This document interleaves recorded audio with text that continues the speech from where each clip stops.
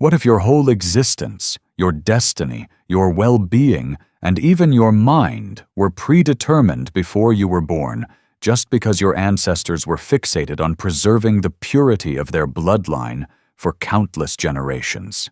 Royal dynasties throughout the world engaged in a chilling bargain.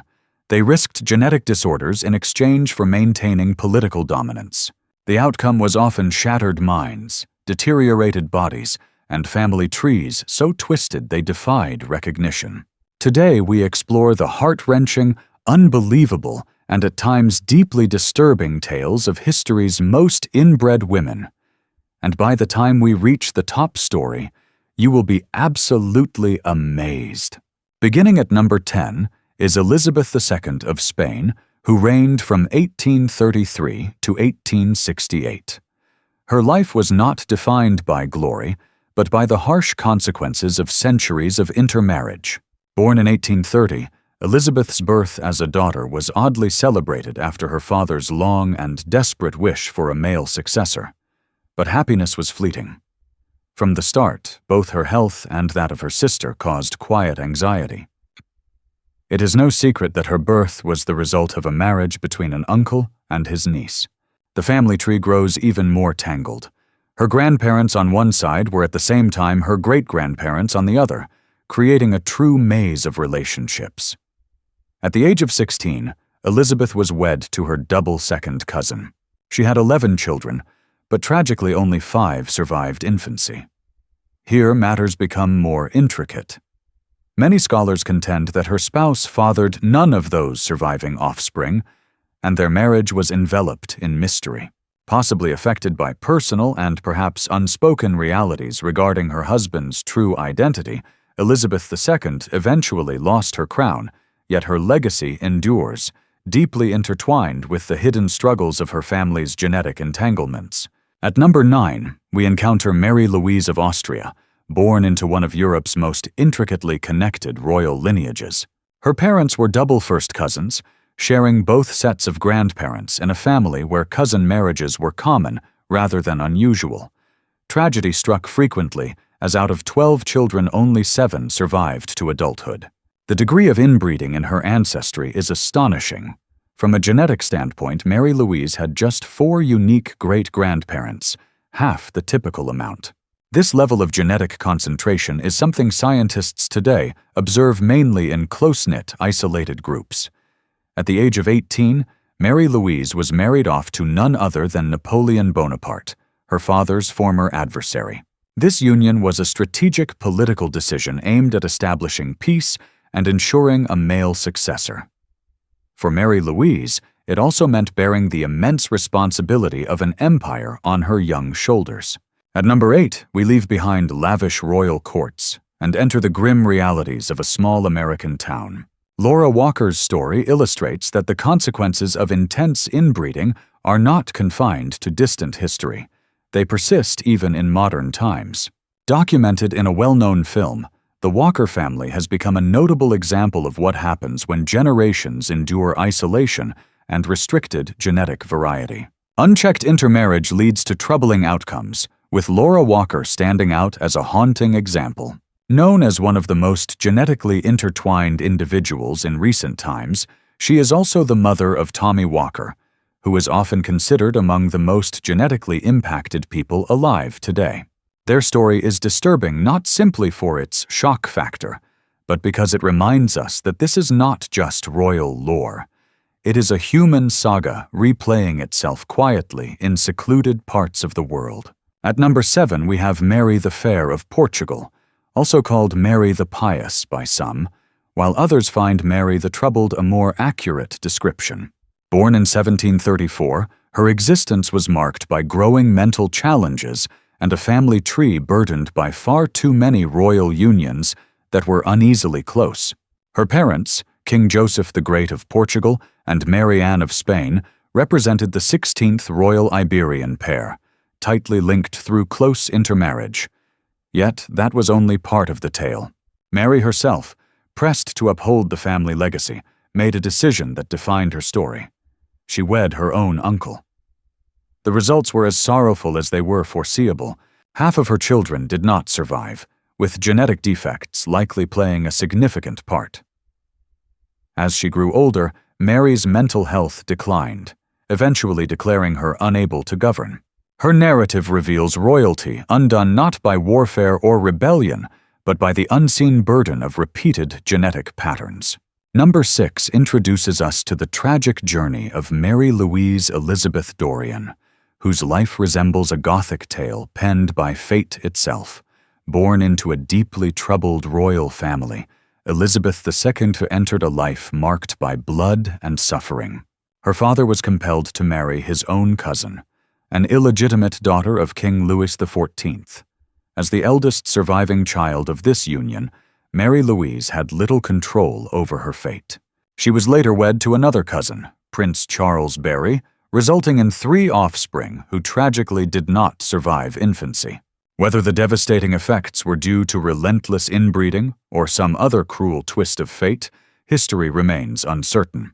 What is clear is that Mary Louise turned to alcohol at a shockingly young age, with reports suggesting as early as 14. Was this a silent plea for help, or a method to endure the harsh realities imposed upon her?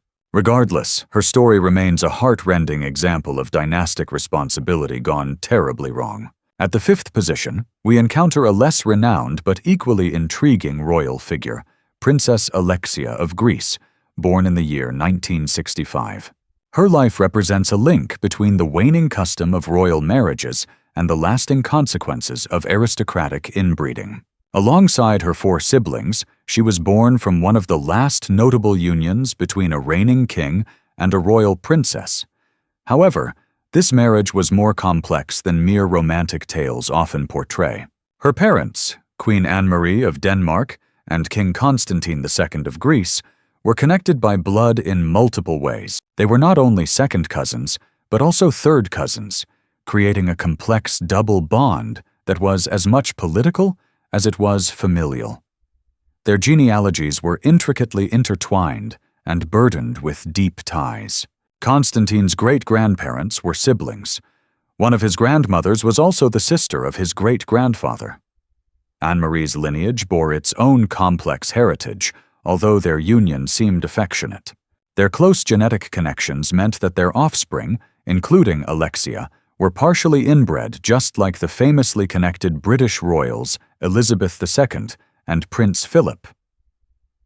This is a modern royal story grounded in a deeply rooted tradition. Coming in at the 4th place is a figure whose name seldom appears despite her remarkable genetic background. Mary Antonia of Austria, a Habsburg, went beyond even her notorious uncle King Joseph the Great in terms of inbreeding. While King Joseph is frequently regarded as the prime example of the Habsburgs' genetic troubles, Mary Antonia's family history makes his seem straightforward. Her ancestry was not a simple tree, but more like a thick, winding vine filled with repeated names and recurring marriages.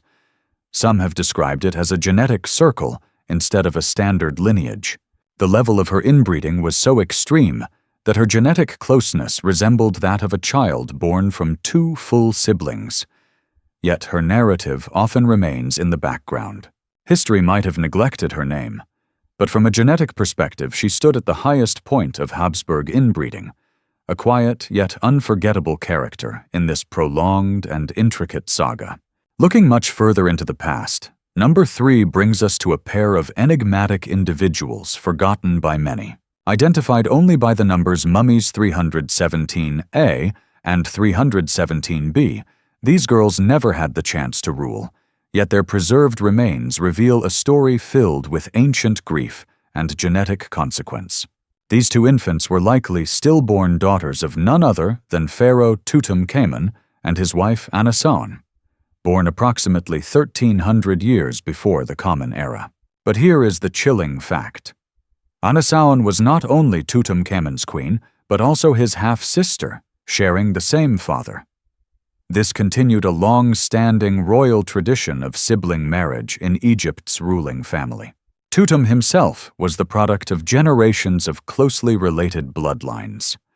By the time his daughters were conceived, the genetic risks had reached a tragic extreme. Their brief lives, marked by deformities and vulnerability, stand as haunting evidence that even gods among men were not immune to the harsh reality of inbreeding. At the second point in our story, we shift from ancient royalty to a deeply unsettling modern case in Australia. This is not a royal saga, but it exposes some of the darkest outcomes of unchecked inbreeding in recent times.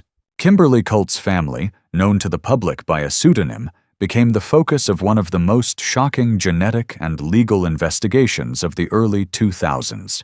Living in severe isolation, this Colt family engaged in multi-generational inbreeding, creating a closed community with almost no genetic outside influence. When the truth was revealed, authorities stepped in, uncovering disturbing and complex layers of abuse and genetic hardship that reflected the devastating consequences of long-term isolation and restricted gene pools. A tangled network that resulted in numerous police investigations and arrests. Kimberly, born into this setting, stands as one of the most genetically affected individuals ever recorded. Her story is not about royal expectations or ancestral pride, but serves as a contemporary demonstration of how isolation combined with the absence of supervision can lead to devastating human consequences. At the forefront of this narrative is Elizabeth II, Cleopatra II, Philopator, a woman who more than anybody else symbolized the full impact of deliberate inbreeding aimed at securing political dominance. Forget the romanticized image of Cleopatra often portrayed in movies. This Cleopatra was far from a mythical character. She represented the very essence of dynastic fixation. Although Egyptian by title, her lineage was entirely Greek-Macedonian, descending from the Ptolemaic dynasty, which relentlessly engaged in sibling and uncle-niece unions to keep power both concentrated and pure. Cleopatra II's parents were siblings, her grandparents were also siblings, and her own siblings married each other before she ultimately ruled on her own. She stood as a living testament to the tactic of preserving bloodlines. While powerful, she carried a heavy genetic burden. Even her name, borrowed from a rare Syrian princess, was one of the scarce indications that any outsider had ever entered the family tree. Cleopatra II was not merely a royal figure, she embodied the genetic result of generations of tightly interwoven ancestry, a formidable ruler whose biology reflected the immense weight of a family's deliberate ambition. From magnificent palaces to forgotten hamlets, her story echoes the consequences of such intense lineage manipulation. From shining crowns to distant seclusion, the quest for purity, authority, and heritage has altered the narratives of these women into accounts of sorrow, endurance, and enlightenment. Their experiences serve as a reminder that history is frequently influenced not solely by governance or conflict, but by the unseen forces of genetics and lineage.